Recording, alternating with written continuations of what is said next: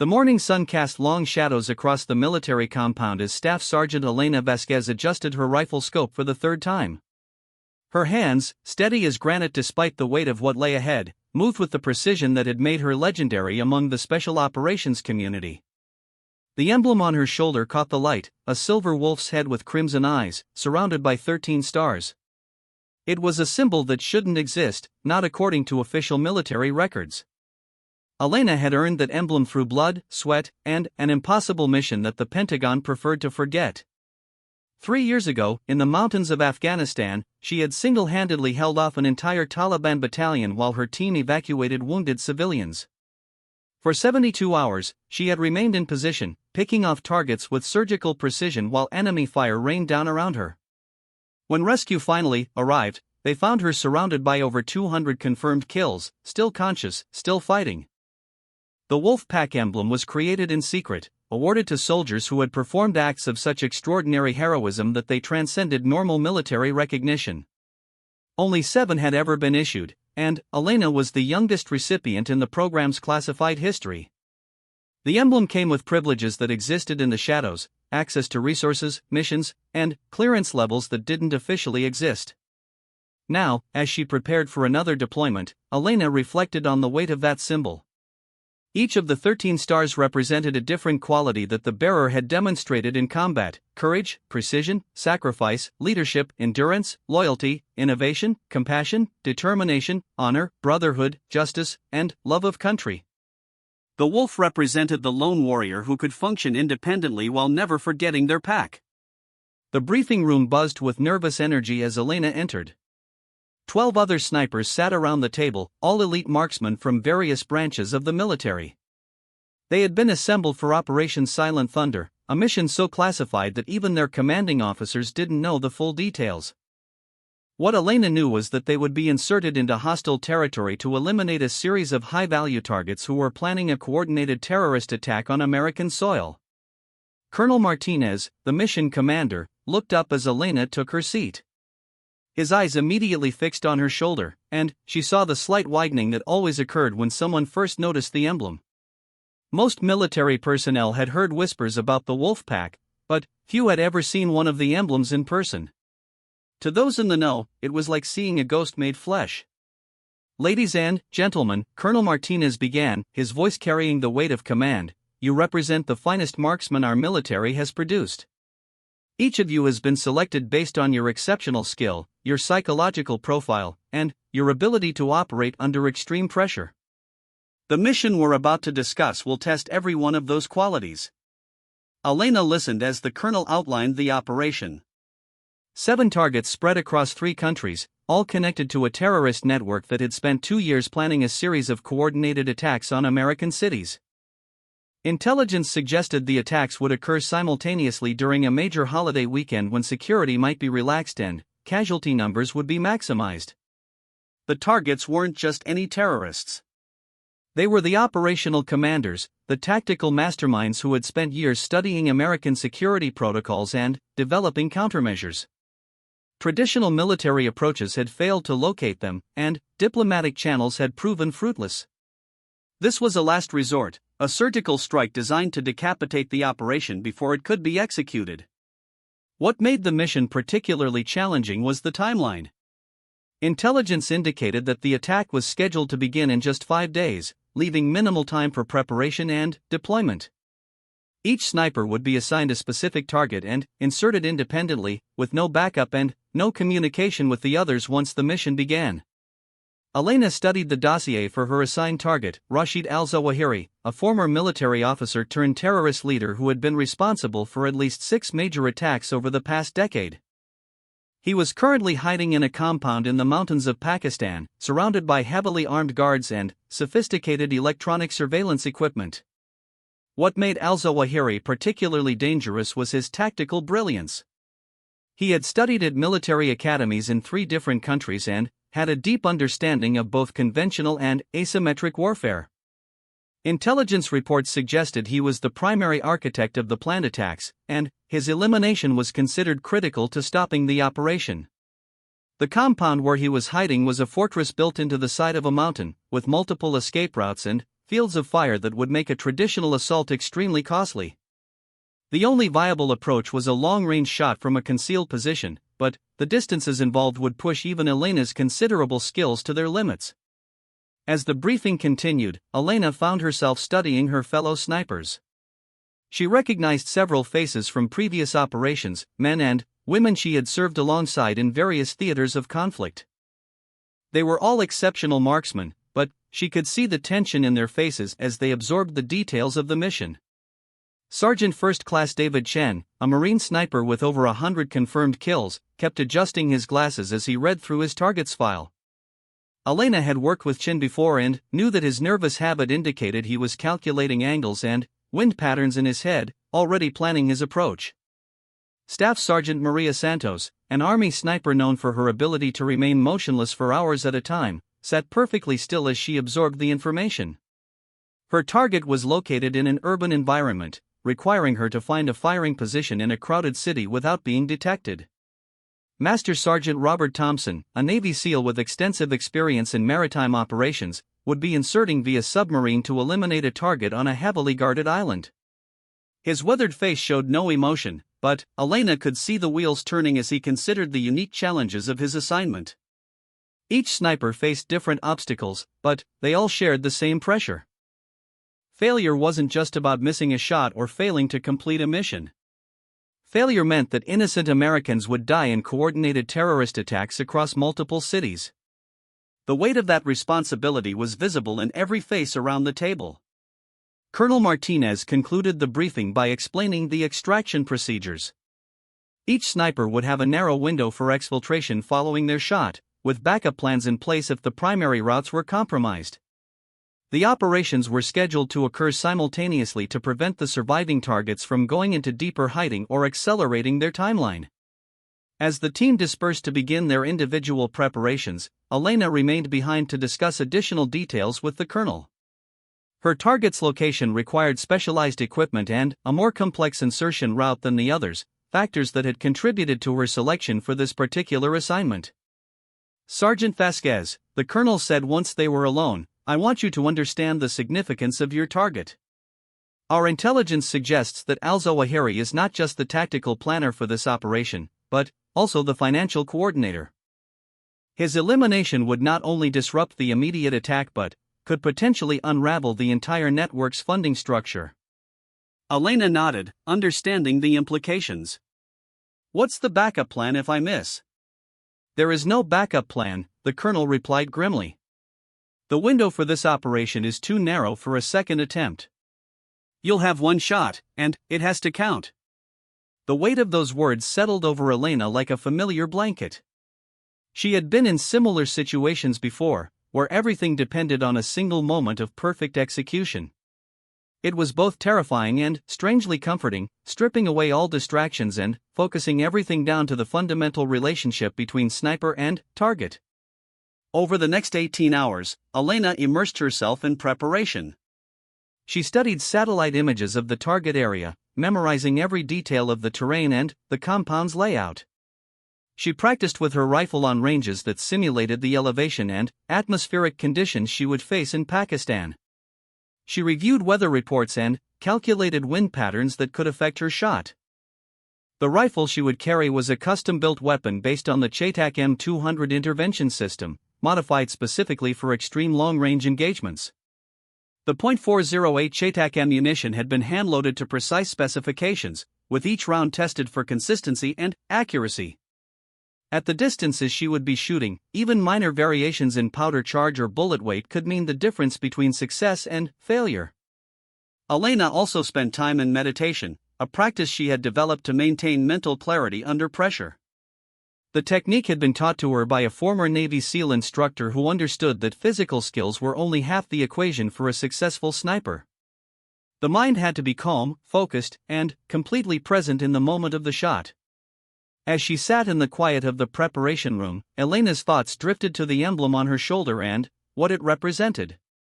The wolf pack wasn't just about individual achievement, it was about the understanding that sometimes one person had to stand alone against impossible odds to protect something larger than themselves.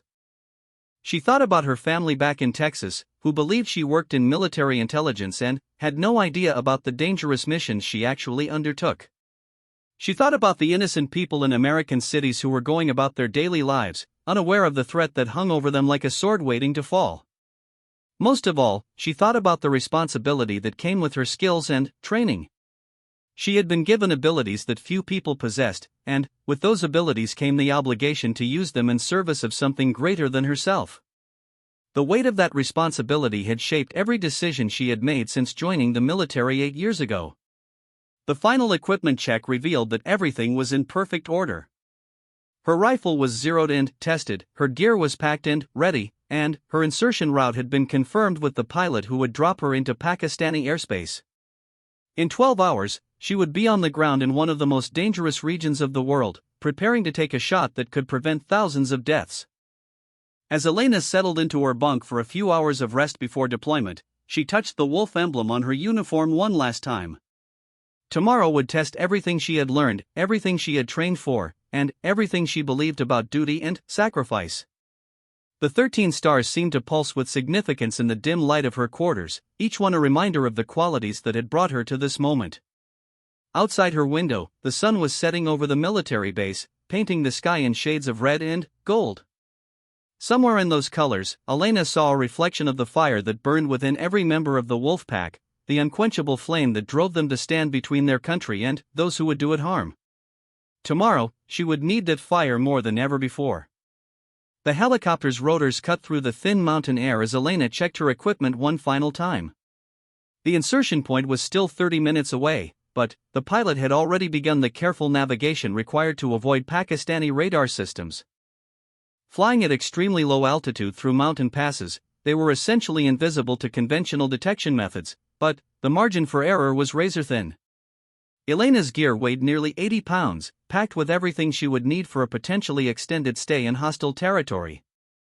Her rifle case contained not just her primary weapon but also backup systems, specialized ammunition, and the electronic devices she would need to confirm her target and coordinate her extraction. Every item had been carefully selected and tested, because once she was on the ground, there would be no resupply. The insertion zone was a narrow valley approximately 2 miles from al-Zawahiri's compound, chosen because satellite reconnaissance had shown no recent human activity in the area. Elena would have to traverse rough mountain terrain in darkness, carrying her full load of equipment, to reach the firing position she had identified during her mission planning. As the helicopter began its final approach, Elena reviewed her timeline one more time. She had 18 hours to reach her position, conduct final reconnaissance of the target area, and prepare for the shot.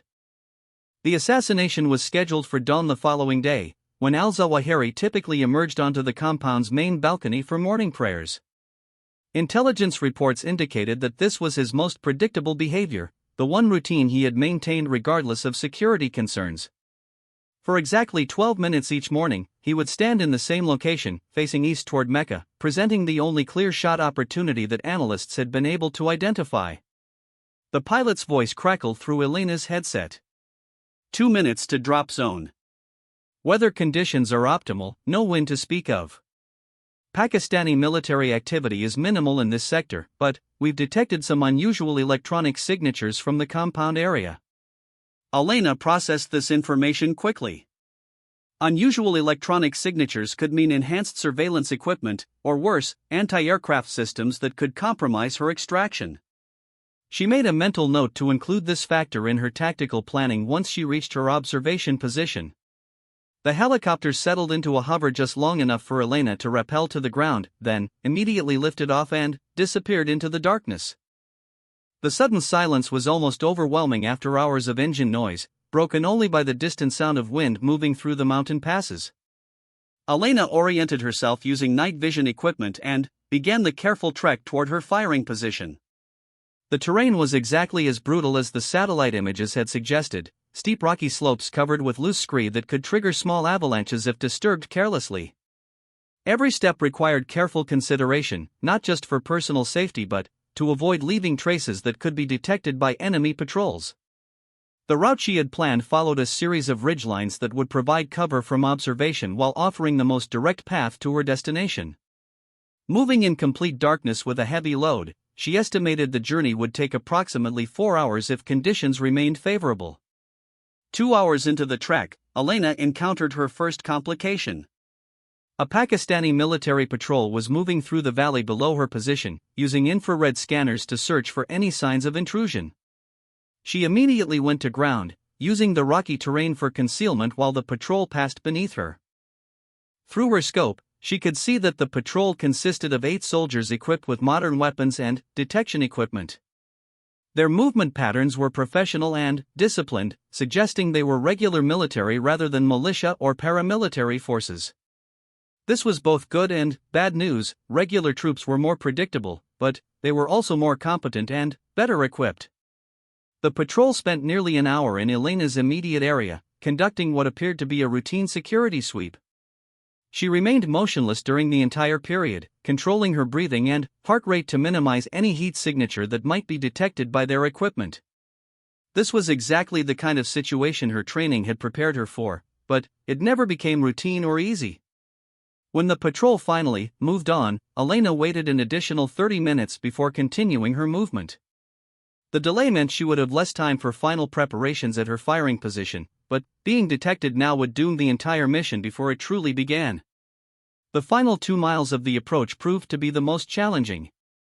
The terrain became increasingly steep and unstable, requiring Elena to use mountaineering techniques to navigate safely with her heavy load. She was grateful for the physical conditioning that had been part of her sniper training, but, even so, the combination of altitude, weight, and technical climbing pushed her to her limits. When she finally reached the firing position she had identified during mission planning, Elena was relieved to find that the site was even better than the satellite images had suggested.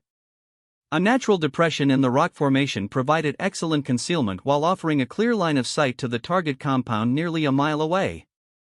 Elena set up her observation post with practiced efficiency, establishing fields of fire, escape routes, and communication protocols with her extraction team.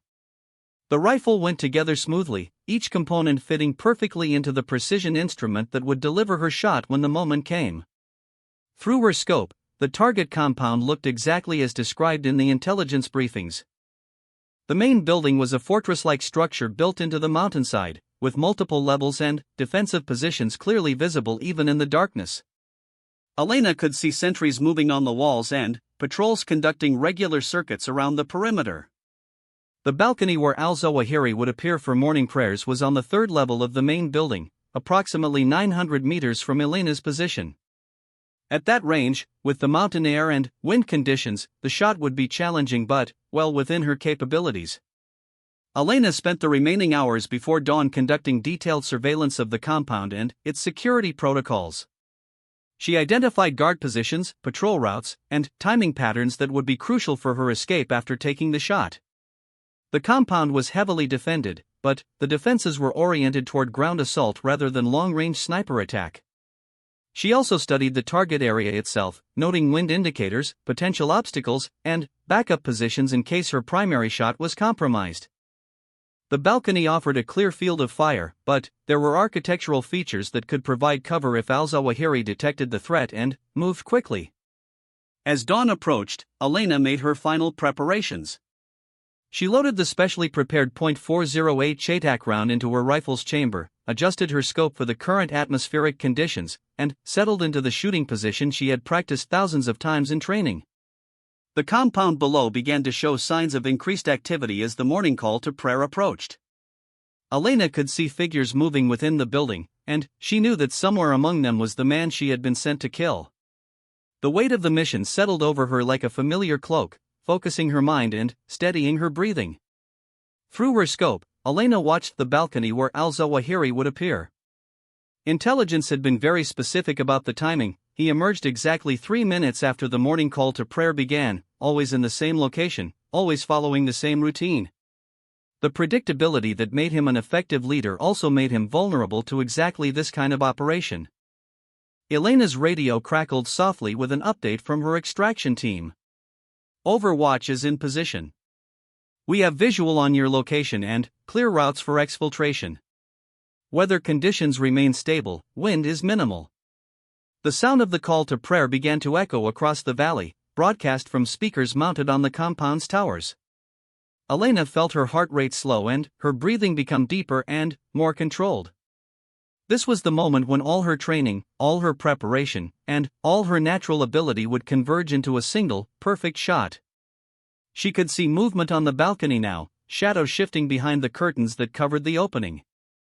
Someone was preparing to emerge, and, based on the timing, it would be her target. Elena's finger found the trigger of her rifle, applying just enough pressure to take up the slack without firing. The figure that stepped onto the balcony was exactly as described in the intelligence photos. Rashid al-Zawahiri was a tall, thin man with a carefully groomed beard and the bearing of someone accustomed to command. He moved to the exact center of the balcony, just as intelligence had predicted, and turned to face east toward Mecca. Elena's crosshairs settled on the center of his chest, compensating for the distance, elevation, and minute air currents she had observed throughout the night. The shot was perfect, the conditions were ideal, and her target was completely exposed. Her finger began to apply pressure to the trigger. But, in that crucial moment, Elena noticed something that made her hesitate. Al-Zawahiri was not alone on the balcony. A small child, perhaps 5 or 6 years old, had followed him outside and was now standing directly behind him. The intelligence reports had mentioned no children in the compound, no civilians who might be at risk. Elena's training screamed at her to take the shot anyway. The mission was too important, the threat too great, to be derailed by an unexpected complication. Al-Zawahiri was responsible for thousands of deaths and was planning thousands more. The death of one child, while tragic, could not be allowed to prevent stopping a much greater catastrophe. But Elena found herself unable to pull the trigger. The child was completely innocent, a victim of circumstances beyond their understanding or control. Taking the shot now would make Elena no better than the terrorists she was fighting against, willing to sacrifice innocent life to achieve her objectives. The moment stretched endlessly as Elena wrestled with the impossible choice. Every second of delay increased the risk that her target would return to the safety of the building, potentially ending her only chance to complete the mission. But she could not bring herself to fire while the child remained in the line of fire. Al-Zawahiri completed his prayers and began to turn back toward the building's interior.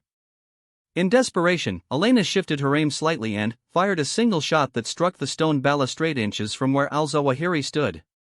The impact sent chips of stone flying, and both the terrorist leader and the child immediately dropped to the floor and scrambled for cover. Elena's shot had missed its intended target, but it had served another purpose. The compound erupted into activity as guards rushed to respond to the attack, and she could see Al-Zawahiri being hustled back into the building by his security team. The child, she was relieved to see, appeared to be unharmed and was being carried to safety by one of the adults. Elena immediately began breaking down her position for extraction. The missed shot had compromised her location, and it would only be minutes before enemy forces began converging on her position. Her extraction team was already moving to the predetermined pickup point, but she would have to reach them before the compound's reaction force could intercept her. As she moved quickly down the mountain slope, Elena's mind was already planning her report to command. She had failed to complete her assigned mission, allowing a high-value terrorist target to escape when she had a clear shot opportunity. The reasons for her failure would be difficult to explain and even more difficult for her superiors to accept. But, as she ran through the darkness toward the extraction point, Elena found that she felt no regret about her decision. There were lines that she would not cross, principles that she would not violate, even in service of her country and her mission. The emblem on her shoulder represented more than just exceptional marksmanship, it represented the values that made her worth defending in the first place. The extraction helicopter lifted off just as small arms fire began erupting from the compound below. Elena could see muzzle flashes lighting up the mountainside as Al-Zawahiri's security forces desperately searched for any sign of the sniper who had nearly killed their leader. The fact that they were firing blindly into the darkness told Elena that they had no clear idea of her actual position or escape route. During the flight back to base, Elena remained silent while her mind processed what had happened and what would come next. The other members of her team had been successful in their missions. She had received confirmation that 6 of the 7 terrorist leaders were dead, their coordinated attack plan effectively neutralized. Only her target remained alive, and only because she had chosen mercy over mission completion. the pilot's voice broke through her thoughts. "Command is requesting immediate debrief upon landing. There's already a full investigation team assembled and waiting for your arrival." Elena nodded grimly. She had expected this response. A failed assassination mission involving a high-value target would trigger intensive scrutiny, especially when the failure occurred under circumstances that seemed to offer a clear shot opportunity. Her decision to spare the child would be viewed by many as a dangerous precedent that could compromise future operations. The landing at the forward operating base was routine, but Elena immediately noticed the unusual level of activity around the debriefing facility. Military police were stationed at every entrance, and she could see multiple senior officers whose presence suggested this investigation would reach the highest levels of command. As Elena walked toward the debriefing room, her gear was immediately confiscated for analysis. Her rifle, ammunition, and all electronic equipment would be examined in detail to determine exactly what had happened during the failed mission. Every shot she had fired would be reconstructed, every decision analyzed and questioned. Colonel Martinez met her at the entrance to the debriefing facility, his expression unreadable. "Sergeant Vasquez, I need you to understand the gravity of the situation. Your target is still alive, and intelligence suggests he's already working to reconstitute his network and plan new attacks. The window we had to eliminate him may never open again." Elena straightened her shoulders. "I understand the implications, sir. I'm prepared to explain my actions and accept responsibility for the mission's outcome." The debriefing room contained more senior officers than Elena had ever seen in one place. In addition to Colonel Martinez, there was a brigadier general from Special Operations Command, a representative from the CIA, and several other officials whose ranks and affiliations were not immediately clear. The atmosphere was tense and formal, nothing like the routine mission debriefs Elena was accustomed to. "Sergeant Vasquez," the brigadier general began, "according to preliminary reports from your extraction team, you had a clear shot opportunity at your assigned target. The conditions were optimal, the range was well within your capabilities, and the target was exposed for the expected duration. Can you explain why the shot was not taken?" Elena had rehearsed this moment during the flight back to base, but, standing before this assembly of senior officers, the words came harder than expected. "Sir, there was a child on the balcony. A civilian, approximately 5 to 6 years old, who was positioned directly behind the target. Taking the shot would have resulted in certain civilian casualties." The CIA representative leaned forward.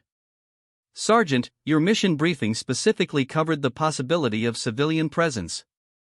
You were instructed that the elimination of this target took priority over all other considerations, including collateral damage. These men are planning attacks that will kill thousands of innocent Americans."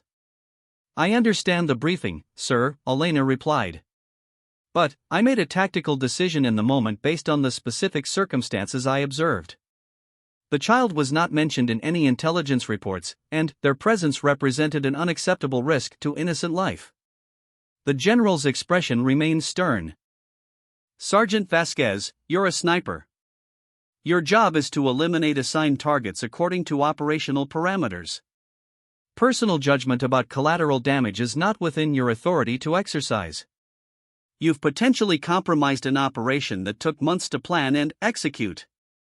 Elena felt the weight of the criticism but stood her ground. "Sir, with respect, my training emphasizes the importance of positive target identification and minimizing civilian casualties. The situation I encountered fell outside the parameters discussed in the mission briefing." Colonel Martinez intervened. "Gentlemen, perhaps we should review the specific tactical situation before making final judgments. Sergeant Vasquez has an exemplary record and has never failed to complete an assigned mission under normal circumstances." The debriefing continued for over 3 hours as Elena was questioned about every detail of the operation. They reviewed her route to the firing position, her observation of the compound, and the precise circumstances that led to her decision not to fire. Every aspect of her equipment, training, and psychological state was examined and questioned. What troubled Elena most was the clear indication that her decision was being viewed not as a moral choice, but as a tactical failure that threatened the entire special operations community. The officers questioning her seemed genuinely unable to understand why she would prioritize the life of one foreign child over the successful completion of a mission designed to save American lives. "Sergeant," the CIA representative said during a particularly intense exchange, "you wear an emblem that represents the pinnacle of military achievement. That emblem was earned through your willingness to make impossible choices in impossible situations. The men and women who carry that symbol are expected to complete their missions regardless of personal cost or moral complexity." Elena looked down at the wolf emblem on her shoulder, considering the 13 stars that represented the qualities expected of those who wore it.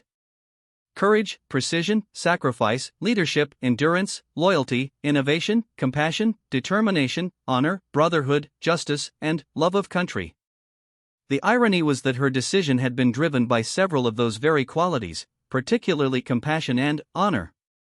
"Sir," Elena said carefully, "I believe my decision was consistent with the values represented by this emblem. The wolf pack exists to protect innocent life, not to disregard it when convenient." The general's voice took on a sharper edge. "The wolf pack exists to eliminate threats to American security through any means necessary.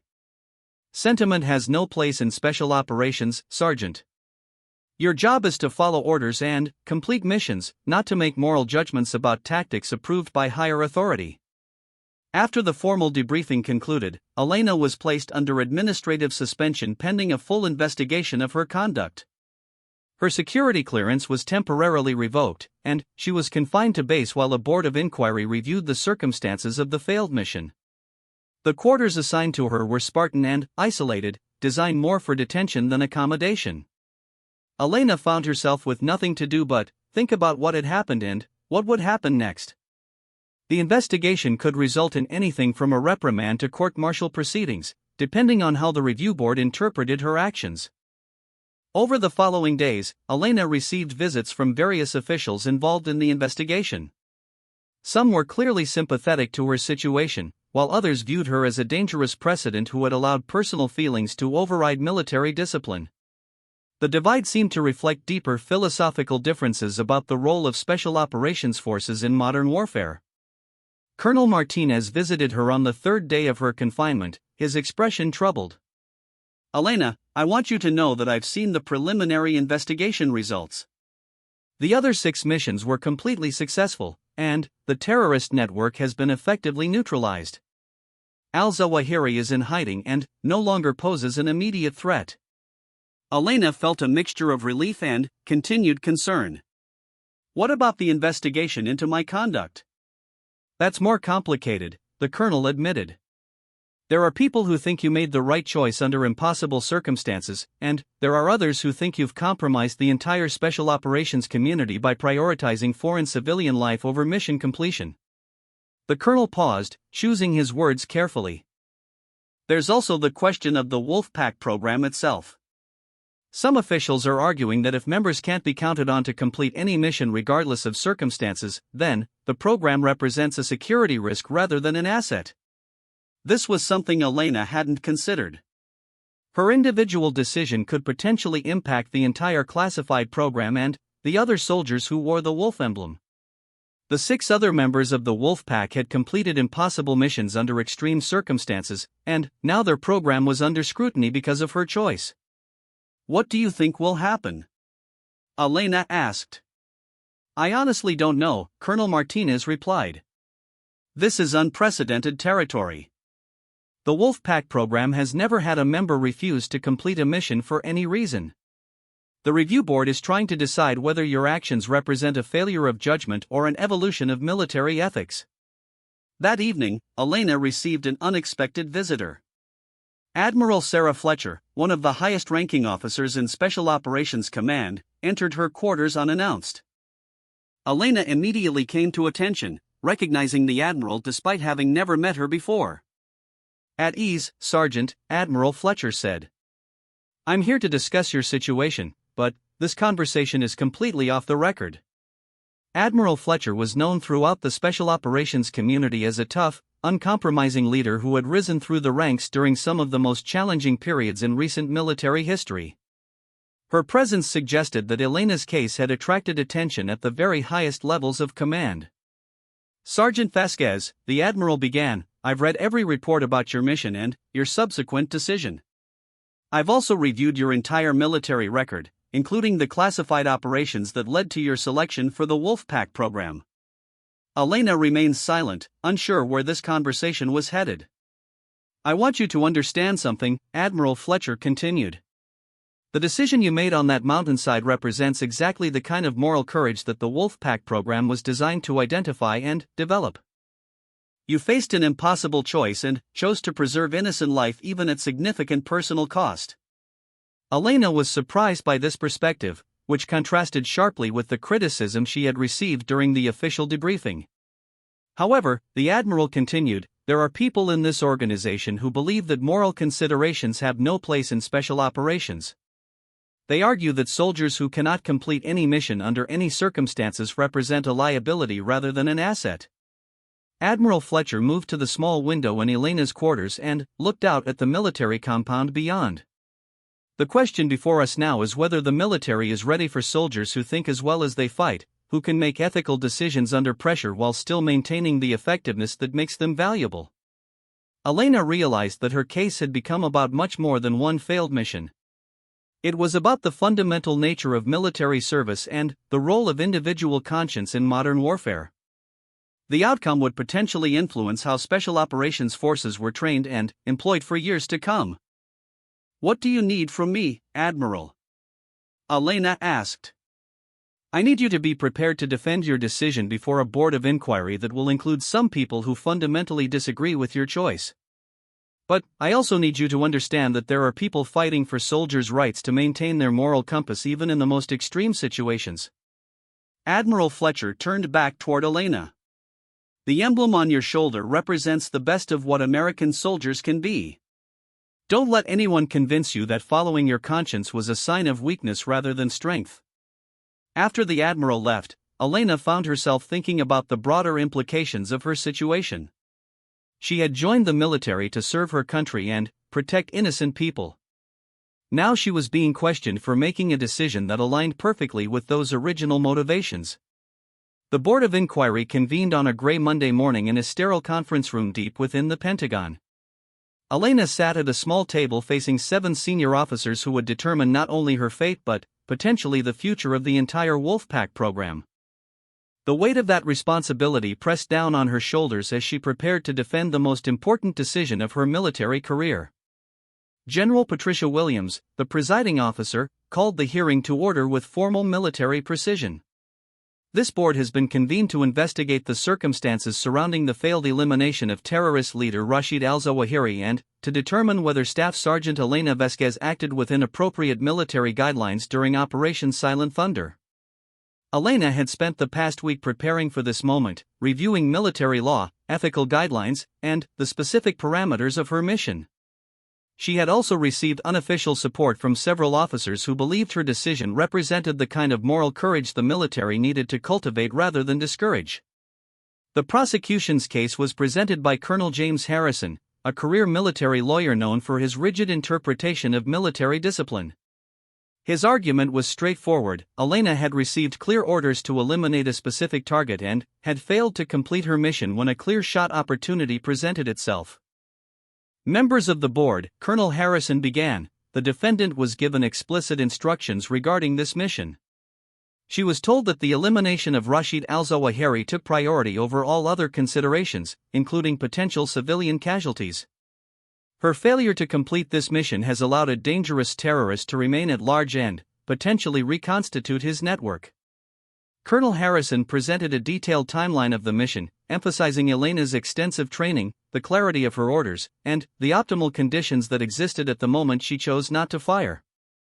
He argued that personal moral considerations had no place in military operations and that allowing such considerations to override direct orders would undermine the entire command.